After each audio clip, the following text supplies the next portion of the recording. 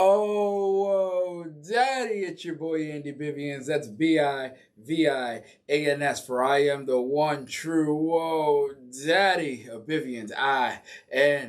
Your American icon. And tonight, welcome to another edition of Know Thy Neighbor. Tonight, I have a special guest, just me. Rob's on assignment this week. I'm on assignment this next week. So we're all coming together to bring you guys more content. But this week, tonight, in my eyes, we got the man, the myth, and the legend of Beacon himself. Oh. Brandon. Oh, wow. I take that with pride, sir. I hope some of that is true. I think all of it is. So, first, how are you? I'm doing very well, sir. How about you? I am fantastic. Exhausted, but fantastic. That's good. Is it a long weekend? Yeah. Just staying busy, trying to keep pushing forward with things. So, I'm trying. It also continues, man. Facts. So, thank you for joining us on this week's Know Thy Neighbor. Where we ask the questions so that way we can understand and know the story behind people. Because we see people every single day and we never know their backstory. And their backstories are absolutely amazing. Because, essentially it's what makes you, you, right? So first and foremost, are you happy? Oh, wow. Am I happy? Yes. Okay. Yes, I'm happy. I question that sometimes when you're just, dealing with life. But tell you that. Yeah, man, I'm very happy. Okay. What's one thing that you would pick out in life right now that would make you happy? God, I feel like this is corny, but it's my family. It's my two boys, it's my wife, it's my brothers that I'm getting closer with. Long story. It's being around people that love me. Okay. And they love me for me, and yeah, I'm embracing it at this late of an age. It's weird. That's awesome. Yeah. That's a good feeling. Yeah, absolutely, man. So then let's talk about family for a second. What is a childhood memory that you would say impacted you the most? A childhood memory that impacted me the most. Oh, man. All right, I'm having the very first time I watched Mighty Morphin Power Rangers. Okay. Yeah. You're taking it way back. Yeah, because it was in conjunction with some other major moments in my life. Moving. I'm originally from Brooklyn. Okay. So I moved up here to the Hudson Valley in '93 when it debuted. One of the first things I remember seeing when I moved up here was a commercial for the show, and I was just like, "What is this? It's so looks like I don't know what this is." But and then I remember watching it, and it's just so connected to when I came up here, and really where I say to a lot of people that where my life really kind of began. I feel like I had a pre-story, and then it was I moved up here, and then that story became something. That's cool. So yeah. So you said Mighty Morphin Power Rangers. Was there a specific one that kind of motivated you or caught your eye? Yeah, Jason Lee Scott, the Red Ranger. Okay, that was my guy. He was as soon as I saw him, and first time he called out Tyrannosaurus, I was like, oh yeah, yeah. I mean, they were all dope. It was just something about. I think that's when I made a stance that red is my favorite color. Okay. I remember things like that. So it's weird. Now I've always red's been my color. I feel ever since Power Rangers. Yeah. That's awesome. And I mean I was a Ninja Turtle fan too, but Michelangelo was my guy. But I never liked orange. But okay. But Jason, the Red Ranger, he was just cool. Did martial arts. He was the de facto leader. Yeah, he was the shits. Did you rock the red costume? No, back in the day. No, I was not fortunate enough to have those things. I wanted them. One year for Halloween, my dad, God bless him, I was adamant that I wanted to be a Power Ranger, and I remember I was inspired because someone, and I sometimes, you ever have like a memory, you're not sure if it's like real or if it's like really, like you're not sure, especially as a kid. Yeah. Like our memories always like whatever our mind plays tricks on us. But I feel like one year, a kid came to my school and like the dopest, most like, this was like 94, right? So this was like, the cosplay scene I would believe is different. But like, I remember this kid came in with this awesome white Ranger costume. And it was just like, it was dope. Like, I remember like the helmet was legit. It had the like shoulder pads. Like everything about it was just like legit. And I remember the following year, I asked for a Power Ranger costume. So my dad, I don't know where he went, but he got me this Power Ranger costume that was like not a Power Ranger costume. Like, it was supposed to be the Black Ranger, but like the costume was almost like a knit, like quilt sort of like fabric, right? And like the helmet was like this weird plastic where like it came over my head like the way like Peacekeeper's helmet is, just kind of just sit. Yeah. It doesn't, like you can see the whole bottom part of your, and I was just like, oh, I remember being so embarrassed to wear that to school. Cause like, I remember like, I think I like hyped it up. I was like, yo, I'm gonna be a Power Ranger this year. It's gonna be dope, blah, blah, blah. And I saw it and I was just like, oh man, I'm gonna get dragged for this. And I think I had to rock it 2 years in a row, too. That was a crazy thing. The second year, I kind of appreciated it more. I was like, we went through it already, so.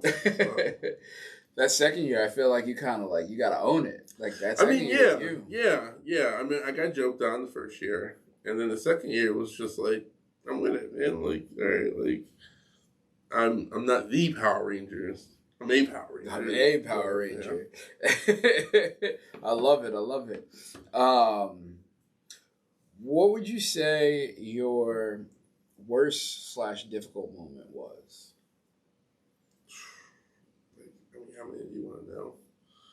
Huh? How many do you want to know? Just one? Hey, I mean, floor is yours.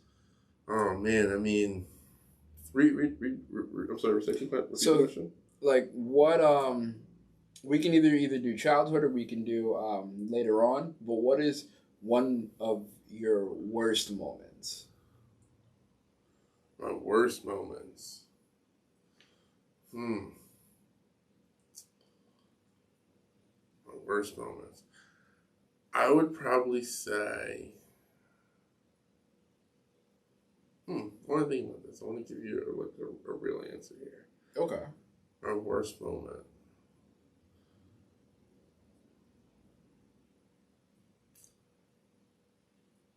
I think my worst moment probably came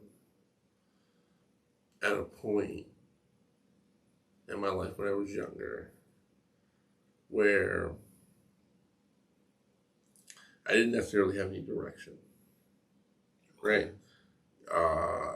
Like, I had stuff going, but it was really, like, nothing. You know what I mean? Like, still immature. I'm immature now, but, like, just, was at a point where, like, my priorities should have been in order. They weren't. Okay. And I had to hit rock bottom. Like, I'm one of those people where I guess I have to, like, feel the fire. It's hot. Yeah. You know what I mean? Like, but yeah, I kind of had to hit rock bottom and like went completely backwards. And I had to, I think I pulled away from a lot of the things. Like, I think I pulled away from a lot of relationships just because I was like embarrassed. Okay. Of like where I was or where I thought I was compared to like where I should be or things like that.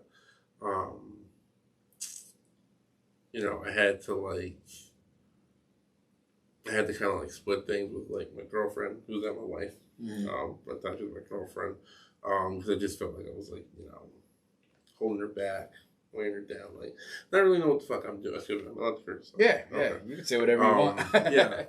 not know what I'm doing, but then also kind of like bringing someone else into that kind of like, you know, just graduated with a master's and everything, and I'm sitting here like just getting by in Dutchess. I understand that right? 1,000%. I understand that. And I mean, Dutchess was awesome, but like I didn't learn anything because I didn't like take it seriously. You know, it was just like something to do, which I had fun with, and it opened me up to a lot of things, but I didn't take it seriously. You know, that's why I'm in debt now. Graduated, I have my degree and my master's and go for my license and things like that. But yeah, it just kind of put me on a path where I kind of had to hit rock bottom. And I think had I like not done that, I wouldn't be at the point in my life where I can say that like, yo, I'm happy. Okay. Because there was a point, I think about it like from time to time, there was a point to where like I thought like I was never gonna be happy. I thought like I was like, yo, like I'm a loser. I'm not, you know what I'm saying? Like I'm like blown in, like good opportunity. Like it just really when you dump things you say to yourself when you dump on yourself, you know what I mean? But like, yeah, I remember just like thinking like, oh, I'm never gonna be with anyone. I'm never gonna have this, whatever. And to now like, you know, answer that question, the first question you asked me, it's just like, yeah, it's kind of like, shit, Brandon, like you came a really long way, and I am not the type of person to like toot their own horn or anything like that. Yeah. But like, shit, man, like I'm here. Yeah. I'm here with you, a good friend of mine, doing a podcast on a work night. Facts. Like, I wouldn't want to be anywhere else right now. Like, you know what I mean? Like, I appreciate that. So yeah, that was a long-winded answer, but yeah. Oh, that's awesome. That's awesome. So, what would you say was your like light at the end of the tunnel? Like, what pulled you back up, or what made you start your climb again? The show Lost. Okay, that's interesting because me and Rob just talked about that. Yeah. I still haven't finished it because the game made me very mad. And once I saw the ending to the game, I was like, forget this. I'm a season and a half in the Lost, and that's where it's staying. Oh, it's such a man. Yeah, I get it. I do. I really do get it. I swear. I did all that for what? But if you know, you know. But like between, you know, a combination of having like a good support system, right, and having people like that's the show that I felt like kind of made me open my eyes to where it's like, Brandon, like, what are you doing? Okay. Like, it's hard to explain. Like, there was granted, I know they had no idea what they were doing. And I can't tell you how much that hurts my heart to know that they didn't know what they were going to do, that they were doing with the show. But I get it. Like, they were tasked to do something. They did it really well. They got lucky. Things like that happened. But the journey, right? The something about that journey of all those characters, especially Jack. Like, and Jack's not my favorite character, but when I look back, like his something about his story, like I felt like just, I don't know, it just connected with me in a way that like I can't explain it. It really kind of like, I mean, I watched that show after it was done. I probably watched that show like 6 or 7 times in its entirety. Oh wow! Yeah, and there was a time where like I would like first couple times watching it, like I would catch up on like pick up on things that I hadn't noticed before. Yeah. But it really just like I watched that a lot. For like I introduced some friends to it, and these were friends who shout out to Doriano and Val. They were like there for me when I was like going through my shit, and I like got them to watch the show, and I watched it again with them, and then it was just something like it brought us together a lot closer. I remember, I think I was on like a crusade where I was just everybody to watch Lost. Like if you were friends with me, I probably tried to get you to watch Lost, and I'm sorry for that. I understand that. But yeah, that show it resonated me in a way that like I've never felt with maybe one other show. I had like a real strong feeling towards, that was Battlestar Galactica. Okay. The 2000 one. But that show and the music is just, I remember I used to listen to the soundtrack a lot. Mm-hmm. And I like started running at that point, like was getting really like starting to, like I wasn't doing anything, I wasn't really working. I was like, I can't just sit in the house and do nothing. So like I just like went outside one day and just started walking. And then like would run a little bit and just would like have that Lost soundtrack playing in my like just on repeat, and it just like it took me somewhere else. It like took me to that island. It took me out of my situation, but it also like was like a blocker for me just to like I'd be outside the next thing I know it's like I've been running for like an hour or walking for like an hour. It was something that I needed, to like clear my head, and that was just like the soundtrack and other like great music, but just that show in particular.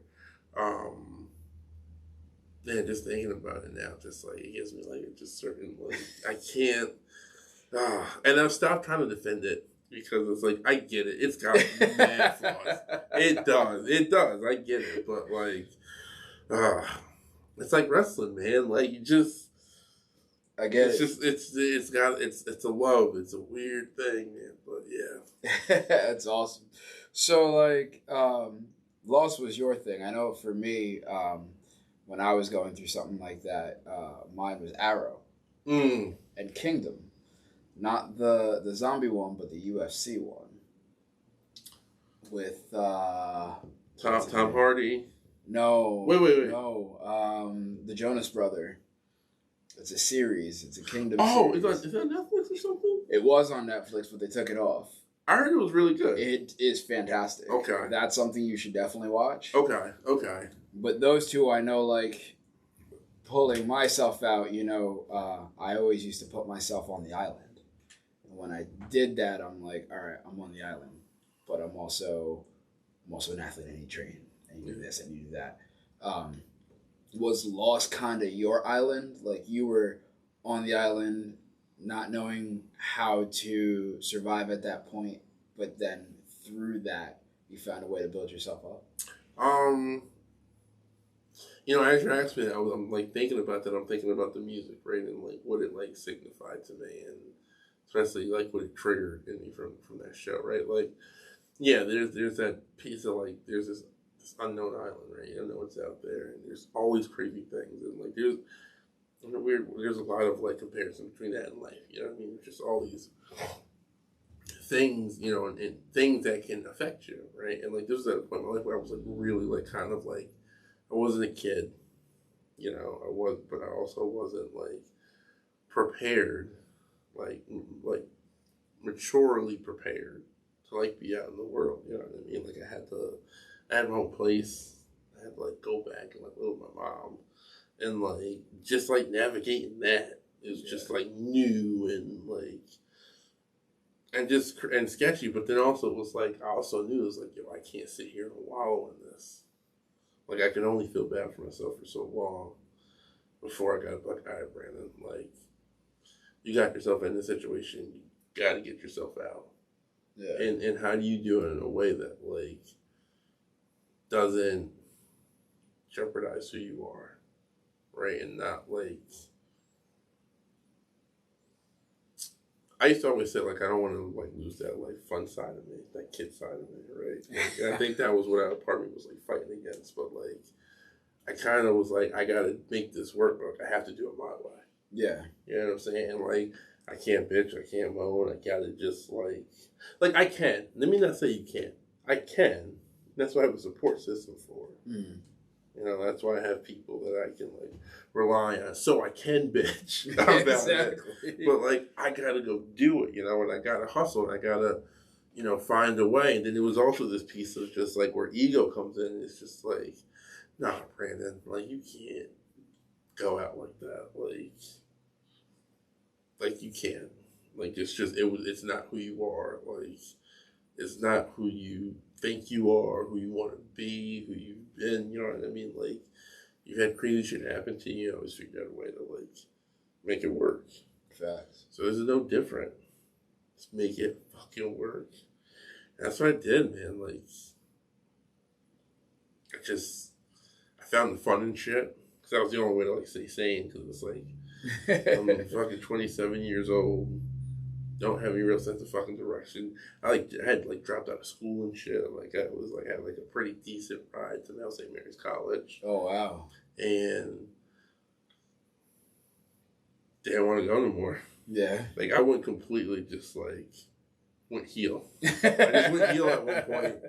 I just went heel, man. Like I grew out the Hogan beard and was just like. I dig that. But yeah. I dig that. What would you say would be, now that you have gone through this whole journey and you've seen the process, actually 2 questions. One, do you think your mindset has switched a lot? Like, do you think you have a completely different mindset now than you did back then? I don't think completely different, but I think the biggest difference is that I've realized that I can put talk to action. Okay. I think at that point, a lot of things was just talk with me. I had all these ideas. They were good ideas. I just didn't have any follow through. I didn't have any idea of. I'm not gonna say work ethic because I've always worked, but I don't know. I just didn't. I wasn't at the point. I can't think of a word, but I just wasn't at the point where I was able to really get it.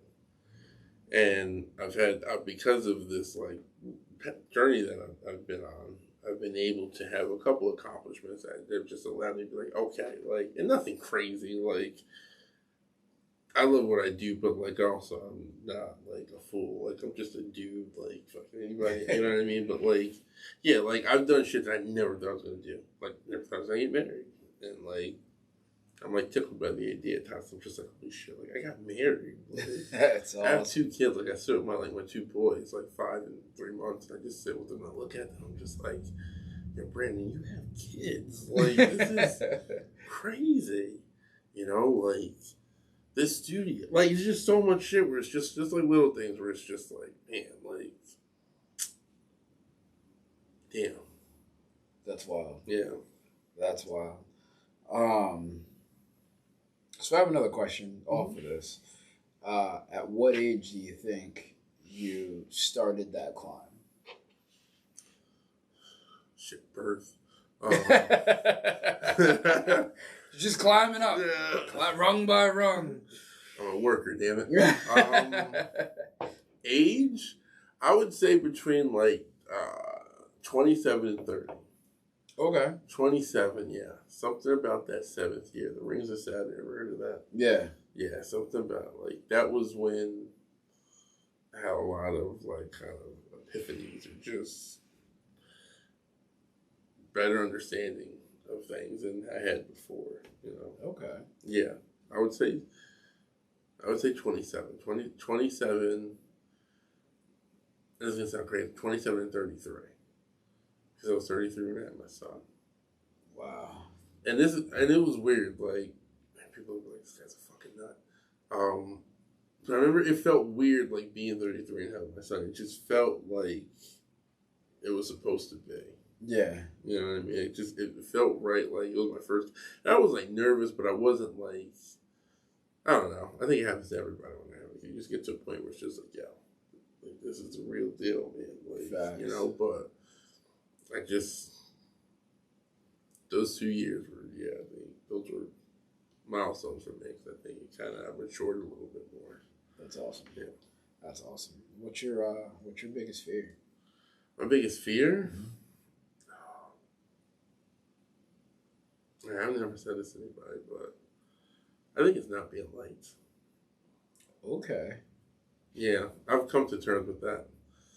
I think I don't like the idea of not being liked, and I don't I mean, I know why, but it's just I know I should know better, but I don't know. Okay. So when you say not being liked, people just genuinely not liking you, or disagreeing in an argument, or I think sometimes both. Yeah. Just a little bit of both, yeah. Okay. And I think it's definitely insecurities. That I'm still a growing creature. You know what I mean? Like I still have my insecurities, and actively working on them.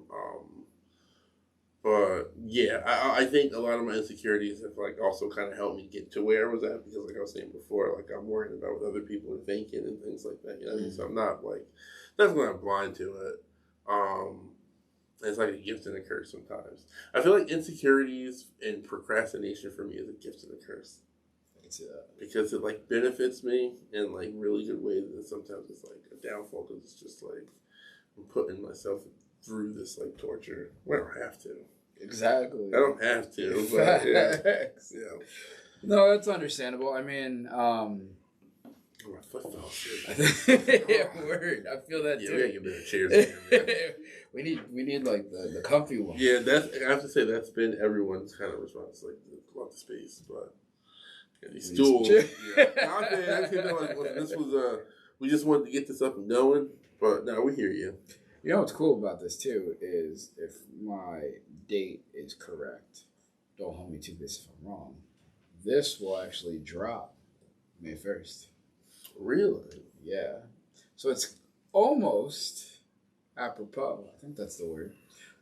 That doesn't sound like you're using it right. It sounds like you're using it right. Hey, I said it with confidence, so that's how it goes, right? Yep. So which parent did you have the best relationship with? So I was only fortunate enough to get to know my dad for a short period of time, and I lived with him for a short period of time. Yeah. I would by default my mom. I mean, even to this day, what we've been through just this last year, we definitely have a relationship that I never thought we would have. That's awesome. Just being able to have a conversation with her, something I didn't think that I'd be able to have. So, I'm definitely, obviously my mom. Yeah. Was she a big influence on you when you were a kid? Oh, I mean, yeah, she kind of still is. I mean, yeah, she was I'm sure everybody's parent, their first superhero, right? I was a mama's boy, and mama's boy still. We've been through our stuff though too. We went through some life altering things, but we got out of it, and we did get stronger. And I feel like my mom was the one person I could my mom and my wife, and even my kids. I feel like I can be the most honest with them. I know people see me, but I know they see me. Yeah. That's awesome. So let's talk about goals. Where do you see yourself in 5, 10, 25 years? In that order. Honest, I swear I don't know. Okay. I man, it's gonna sound corny, but I just want to be happy. Mm-hmm. I want my family to be happy, but I don't know, because even where I'm at now, I didn't see myself. It was never, ever even thought about. I'm a social worker. I'm aspiring to be a licensed social worker, a clinical. It's not something. When I was a kid, you know what to do. All right, so the three main jobs that I wanted was to be an actor, to be a pro wrestler, or to be a cop, with the intent that if I ever died in the line of duty, my body would be donated to science, and they would use me for the first ever RoboCop program. I love it. I love it. That was something that I wrote down in journal. That's fantastic. It was what I wanted out of life until I saw some real shit, and I was like, nope. Nope. I'm not built for this. You didn't want to be RoboCop? No. And I didn't come to that realization until I was in my 20s. So it was late in life, but it was spent the night in the hospital, and things got real, and I was just like, yeah, that's a crazy thought, Brandon. I mean, I don't think you have to have the same origin story as the original RoboCop, because let's just say that's OD. I know, it was wild. Like, I think, oh man, if you haven't seen RoboCop, go back, watch it. You'll see what I'm saying. The directors and producers, if you ever hear this, y'all OD'd on them. Okay, y'all didn't need that many people, that many bullets. I'm just saying. Oh my God, shot by like 80 people in one scene for like 10 minutes. Yeah, that scene is very excessive. And that's like a movie I saw as a kid, like with either my grandmother or my mom. One of the responsible providers in my life. Like, watched that with me. And that was my shit. That was my favorite thing. That's fantastic. All right, so I'm gonna work on the fly again and wrote the script. You said you watched that as a kid, right? Mm-hmm. So when I was younger, Night of the Living Dead was the movie. Actually, no, not Night of the Living Dead. And I'm sorry, B Rent, the draw. I'm gonna butcher this. I apologize. It's not Tales from the Crypt, but it's a Tales from the Crypt like movie. See what I did there? Where it had this guy and girl, and she was cheating on her husband with this dude. The husband found out and killed the girlfriend and the boyfriend. Well, he didn't kill them. He buried them in the sand. It's. I know what you're talking about. It's the original Tales from the Crypt. See, that's what I said, but B-Rent... No, it's not. He's right. It's not Tales from the Crypt. Yeah, I can't... you're going to kill me for this. No, I'm just going to Google this right now because I was ashamed. I watch those movies. I know Ted Danson and Leslie Nielsen. Leslie Nielsen is the old guy. Yeah. And then he kills Ted Danson. You just watch the video, or he shows the video of Ted Danson dying on the beach to the woman, and then they come back that night and they fuck him up. Yeah, they return from the dead. Yeah. So they walk up the stairs and they kill him in the glass shower. It took forever and a day to get me back into a glass shower. Everything had to be open. But I know you watched movies like that. Like Creep Show. That's what it is. Yes, Creep Show. Sorry, B-Red. I know. I let you down again. Creep Show. That's one of the first movies that scared the shit out of me when I was a kid. Yeah. What was the first movie that terrified you in your sleep? Candyman. Ooh, do tell I was just talking this about with a group of friends. My mom took me to see Candyman when it came out in the 90s. I had to have only been in... I was in second grade. Was I in second grade for Candyman? It was second or third. So I was still living in Brooklyn. Yeah, she took me to see Candyman.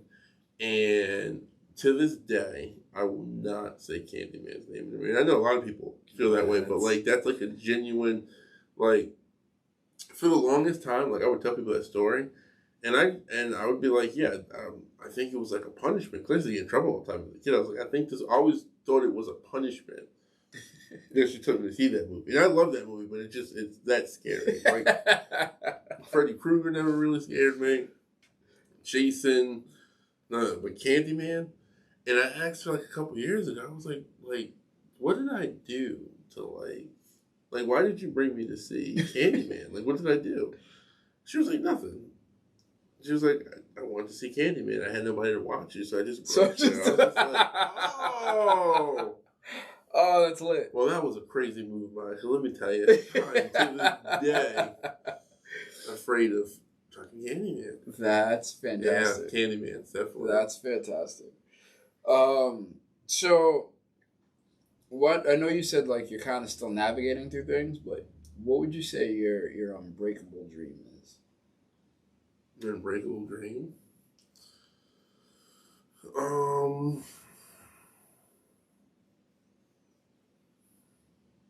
Tell people here I'm not the valley.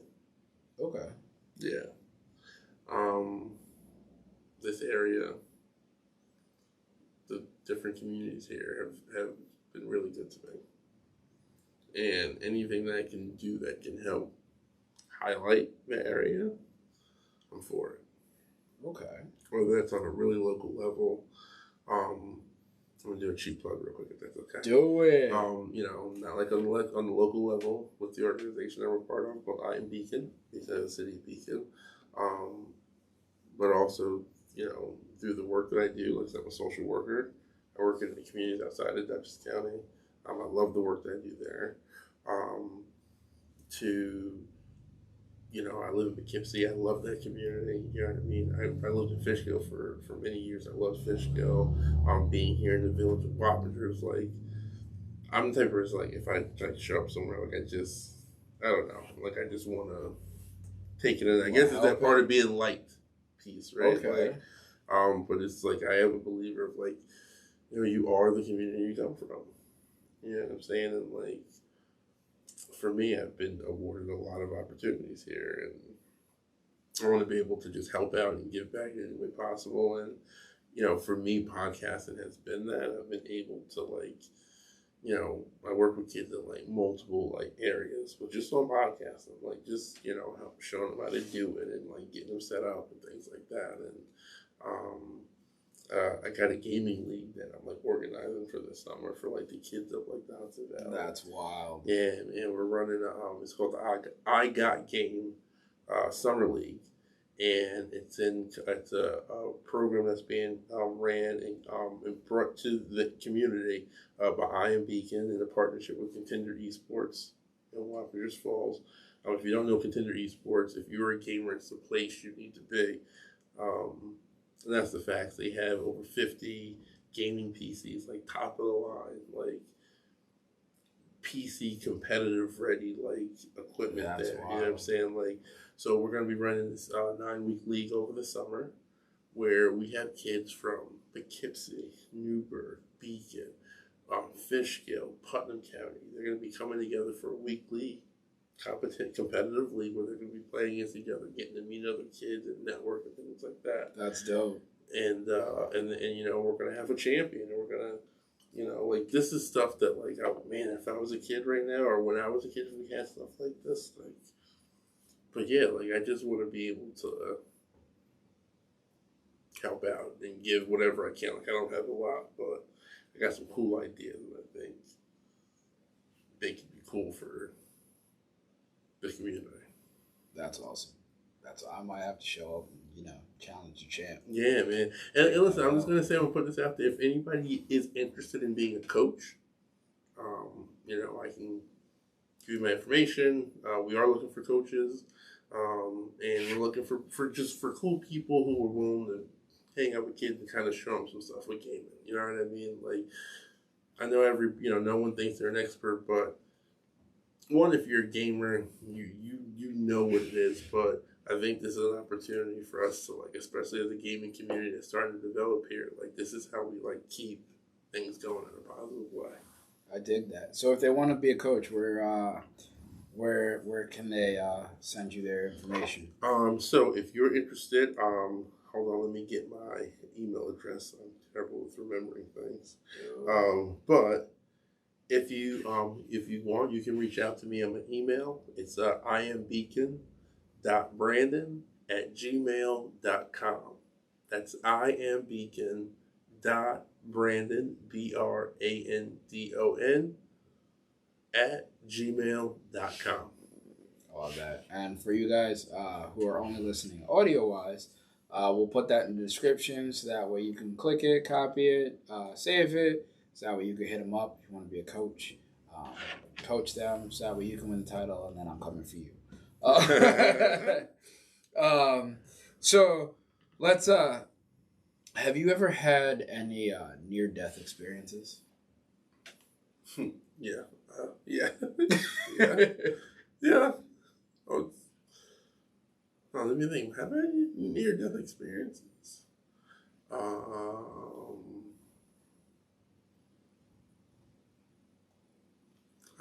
When I was a kid. When I was a kid living in Brooklyn, yeah. Other than that, I thought I was in a near-death experience, but I was just really like, I was geeked out. Oh, really? Yeah. But yeah, when I was a kid, on Halloween, we were driving home from a party, and we drove through like a shootout. That's wild. Yeah. And I just remember my mom, like, pulled me and my friend Audrey down. It was like, and she was like driving like sideways like this. I was just like, yo, we like moved out of Brooklyn like that, like within like 6 months of that. Like we got out of there. That's crazy. Yeah, I mean at the time I don't think I like it registered that it was like that crazy. It was just Brooklyn. Like I've seen. How old were you? I was in 3rd grade. Yeah, I was in 3rd grade. That's wild. Yeah. I was living in Brooklyn. So someone get stabbed in front of my building one time. Like, yeah, let's look out the window. And it was like, is he getting up? I don't think he's getting up. Yeah. That's crazy. Yeah, man. Yeah, we got out of there. Yeah. We got out of there. Yeah. That was probably the best thing. That's, that's why, like I love Brooklyn. I have family there still, but like my life like kind of began when I moved up here. Like I knew what it was like to like go outside and not have like someone like watching over me, and I got to go like play in grass and shit. Like I just got to like be a kid, and it was. I loved it. All right. I loved it. All right. So we already know that you never said Candyman in the mirror. No. Have you ever had any paranormal activity happen to you? Have I ever had paranormal? No. I've had like dreams. Like I remember having a dream that like seemed real. That like, I saw Santa Claus when I was a kid, and he threw like sand in my eye. Like that felt real for years, but Would you make the naughty list on that? no, I got you that here.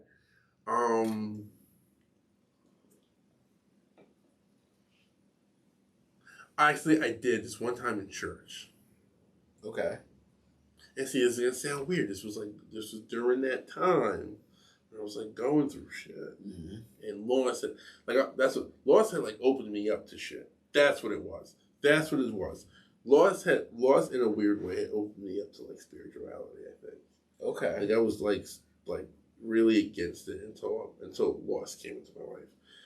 Because I would go like to church from time to time, whatever. But I remember having like a moment in church that like kind of was just like, is this shit real? Like, what's going on here? Like, yeah. And it kind of like, yeah, it just kind of like, I don't know if I had like a moment or something like that, like in the building, but I remember like I opened my eyes, I was just like, yeah, like, what just happened? And like, I just went up for like, to get a prayer, and the pastor, he like put his hand on me and started praying, he was like saying this thing, and then like, yeah, it's hard to explain, but it was just like, I just felt something. That's awesome. Yeah, and it was just like, I was quiet for like a couple hours after that, just kind of processing everything. It was like, what just happened? Like, what just happened to me? Like, what did I just feel? Do you feel like that was like the start of like your turnaround?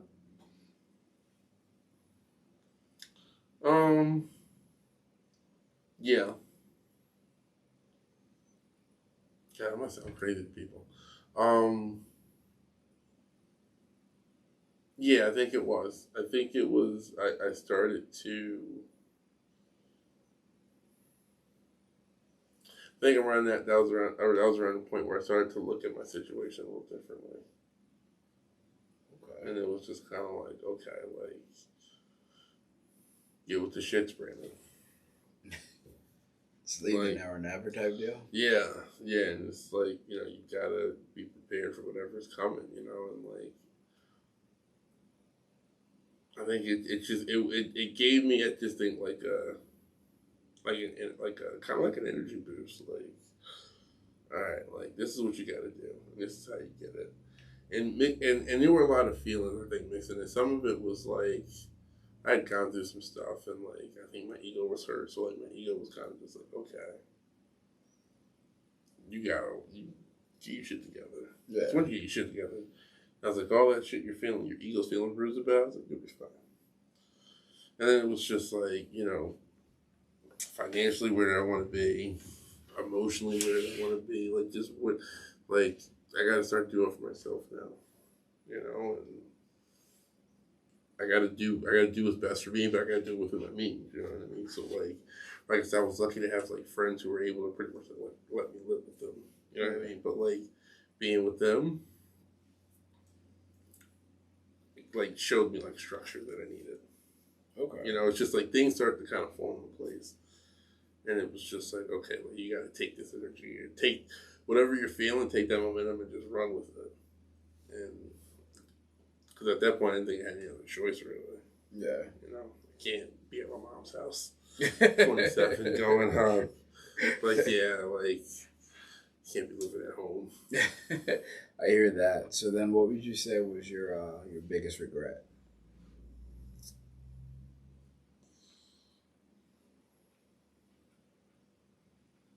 My biggest regret.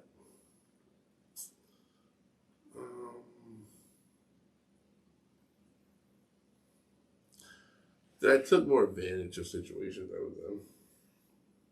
Okay. Yeah. And nothing like, I mean, like, I'm not upset the way things turned out, but, like, I had some, like, really cool opportunities that I took for granted. Yeah, I didn't really, like I was given a scenario, and I let it go. You know what I mean? Like, yeah. Okay. Yeah. I dig that. So what would you say? I know, like, yeah, your story's phenomenal. I love it. You know, you were here, and then you dropped to rock bottom, and then you started pulling yourself up. You're helping the community. What would you say your biggest motivator in life is, or like when you have those days where like you feel down on yourself, or you feel just down in general? Like, what motivates you to keep pushing forward?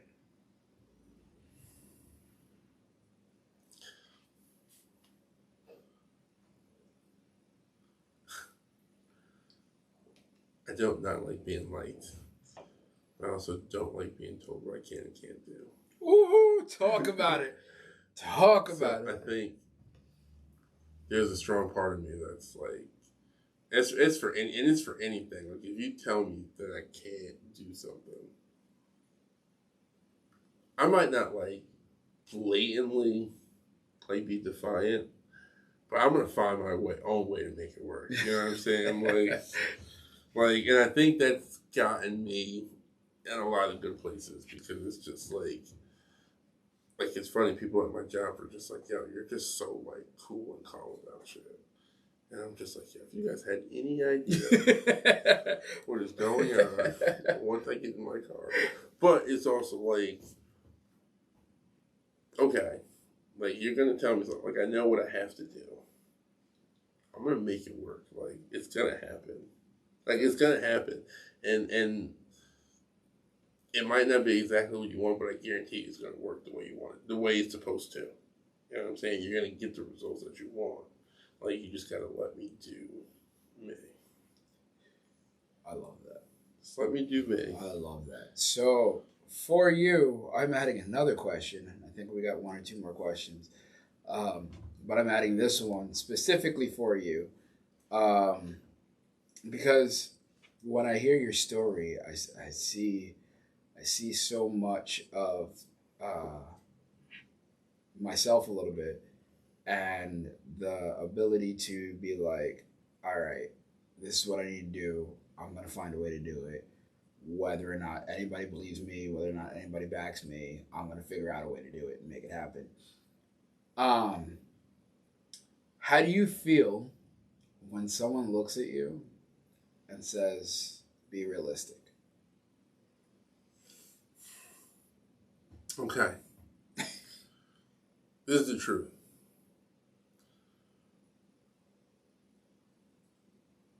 My views on that changes almost like every year. Like,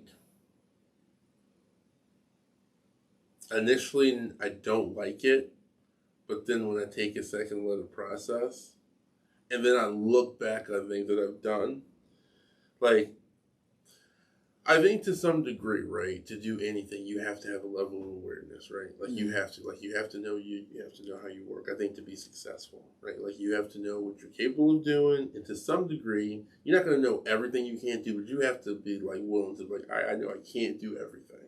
I don't know what I can't do, but I know I can't do everything, right?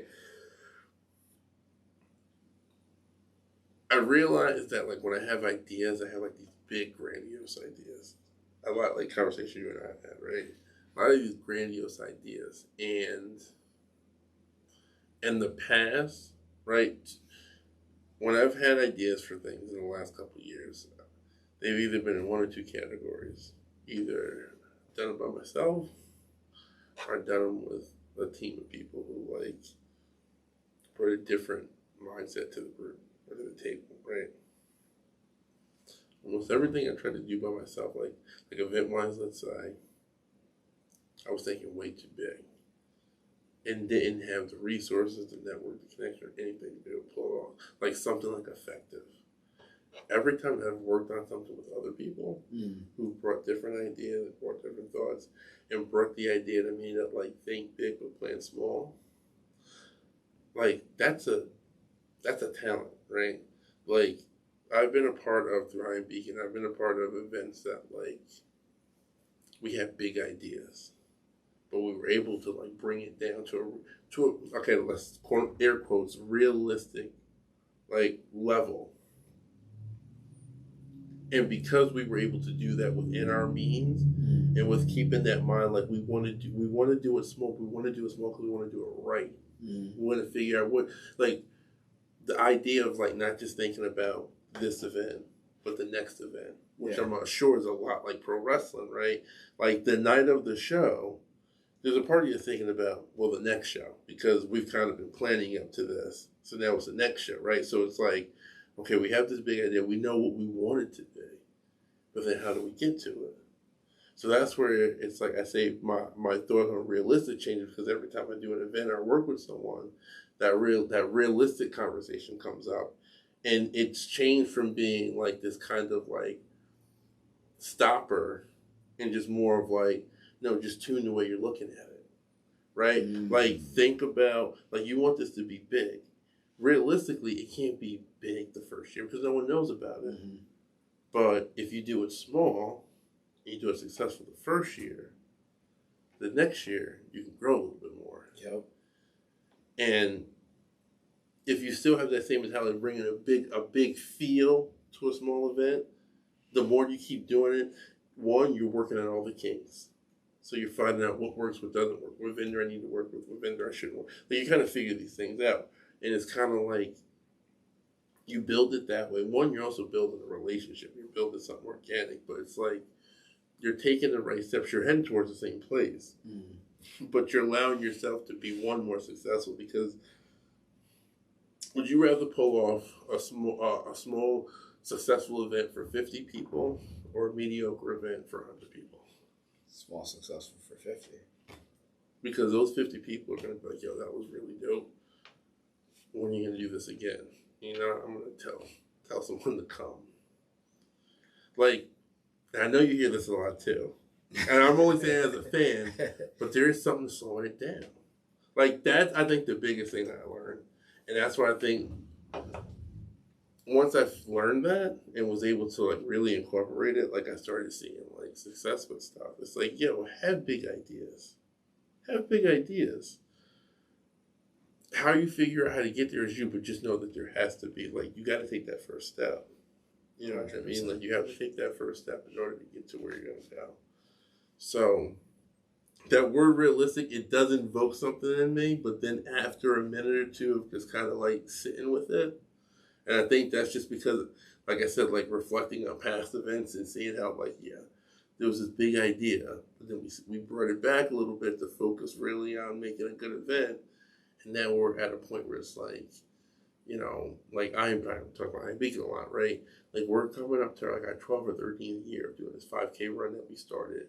Like just as a fundraiser. That's awesome. And it's like every year it got bigger and bigger.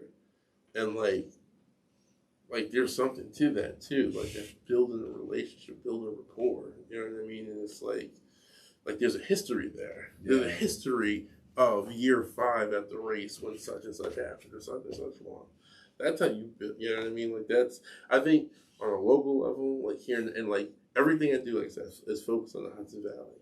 Like this space is focused on the Hudson Valley. Like I think there's something to when you focus local and you build local, it gives you a base. It gives you a foundation. They're looking like hip hop, right? Look at like when you get like someone that's really pop, like really like doing well, and they come from a neighborhood or whatever. They come from somewhere, you know what I mean? Like in that city they represent, or that city has their back. You know what I mean? Like I don't think that's bullshit. That's awesome. Yeah, that's awesome. Actually, you just switched that turnstile back a little bit for the word realistic for me. See, I mean, anytime I hear it, I hate it. Yeah. But hearing it, but in that perspective, I agree 1,000%. 1,000%. Yeah, it's just, you know, I think, and I do think that when people say they do really mean, they mean well, I don't think they're aware of like the connotation that it has with it. I think there could be other words to use. There could be other ways to convey it, but I think, yeah, I think how you look at things. How you look at things is really important, you know, but that comes with experience too. That's true. Yeah. That's true. So actually, that segues into my last question. With experience, what advice would you give your younger self?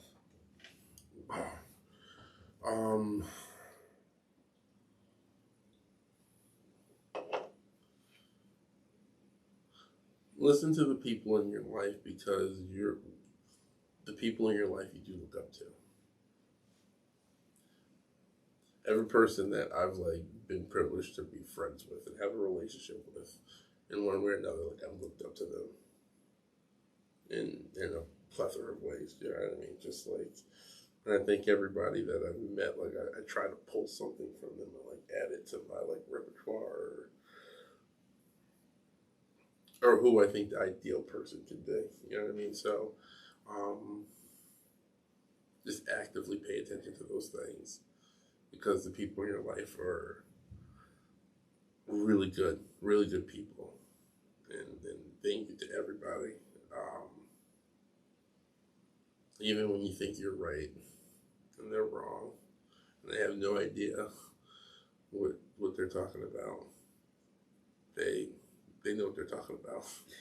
They do. So yeah, listen more. I love it. I love that. Well, thank you for joining us on this week's Know Thy Neighbor. Thank you for opening up and telling us your story. It has motivated me to be better myself and to kind of put that step forward and that follow through and keep climbing. Tell them where they can find you. Do you have any projects coming up? Anything you want to label? The floor is yours. You can find me on social media. I am on the Twitter at Randall. Oh man, I don't know my Twitter. I can't handle. Oh, it's Randall Savage 84, and on Instagram or IG as the young kids say, I am Randall _ Savage 84. You can find me there. I don't really post anything. I just like to just peruse social media and laugh at things. I follow a lot of wrestling things. Also want to take this opportunity to shout out and say what's up to B Rent.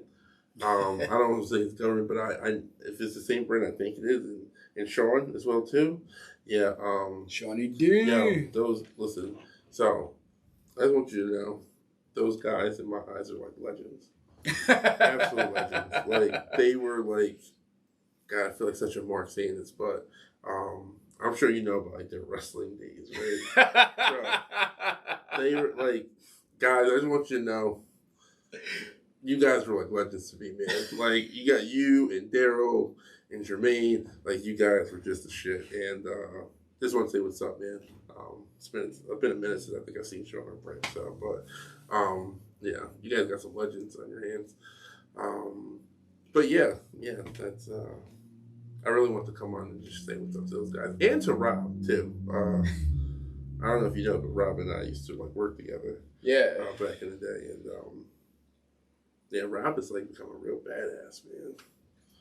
Like a real badass. I mean, looking back, he always was a badass, but like, yeah, he's really like, yeah. I'm proud of him. Yeah, man. Yeah. That's Crypto Rob right there. If you say anything crypto, trust me, he'll give you the skinny on it. Yeah, man. Well, thank you for coming.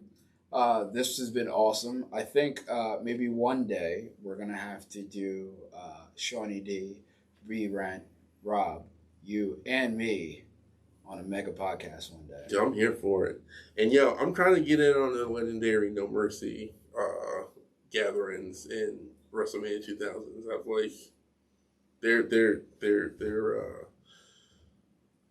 those gatherings were legendary. So yes, send your point invite. I'm just saying. I might be able to make it. Facts. Well, thank you guys for joining us for Know That Neighbor. Be sure to like, rate, review, share, and subscribe on all things Disaster Party Podcast. Follow us on the Twitter, Instagram, the TikTok, we don't stop, the Facebook, the YouTube, so you can see our pretty faces. And thank you for joining us. As always, I am the one true Whoa Daddy, Andy Bivians, and this is Brandon, a.k.a. I didn't say this earlier, a.k.a. your moderate fan of high intensity, a.k.a. the dark meat baby face himself. Ooh, Whoa Daddy. I'm waiting to drop that one for a while. I love it. Love it. And we are out. Bye.